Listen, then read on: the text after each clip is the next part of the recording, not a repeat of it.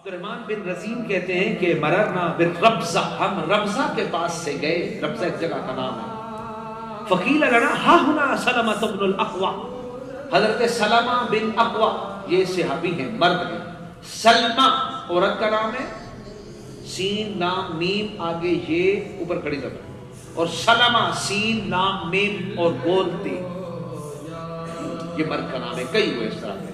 یہ سلمہ بن اقوع ہے، گھوڑے سے زیادہ تیز تھے، زبردست تیر انداز تھے، زبردست جنگجو تھے، زبردست مجاہد تھے۔ صلح حدیبیہ کے موقع پر حضور نے 3 دفعہ ان سے بیعت کی۔ جب سب سے بیعت دی نا، بیعت رضوان، سلمہ کہاں ہے؟ جی حضور فرمائے ادھر آؤ بیعت کرو۔ پھر تھوڑی دیر بعد سلمہ کہاں ہے؟ حضور میں ادھر فرمائے ادھر آؤ۔ پھر سلمہ کہاں ہے؟ حضور میں ادھر فرمائے ادھر آؤ بیعت کرو۔ 3 دفعہ بیعت کی اور انہوں نے 3 دفعہ بیعت کرنے کا حق ادا کیا۔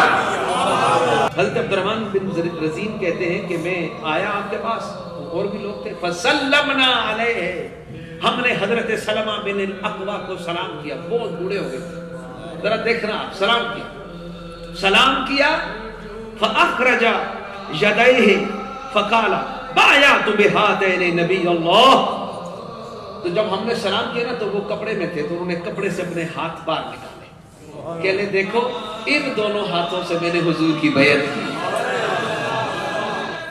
فرماتے ہیں جب انہوں نے اپنے ہاتھ نکالے اور کہا بایعت بہذین نبی اللہ، ان ہاتھوں سے میں نے حضور کی بیعت کی ہے۔